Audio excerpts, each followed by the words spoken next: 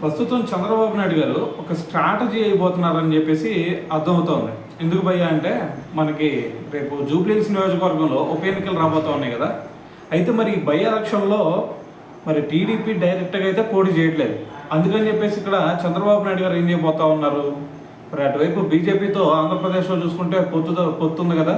అయితే మరి అదే పొత్తుని ఇక్కడ తెలంగాణలో కూడా కంటిన్యూ చేయాలని చెప్పేసి ట్రై చేస్తూ ఉన్నారనమాట. అయితే మరి నిన్న చూసుకుంటే దీని గురించి మరి వాళ్ళ పార్టీ నేతలందరితో కూడా నాయకులందరితో కూడా మాట్లాడినట్టు ఒక న్యూస్ వచ్చిందనమాట. అయితే మరి ఇప్పుడు కనుక మరి ఇక్కడ తెలంగాణలో మరి బీజేపీ కనుక ఒప్పుకోకపోతే ఖచ్చితంగా ఒంటరిగా పోటీ చేసే ఛాన్సే కనిపిస్తుంది.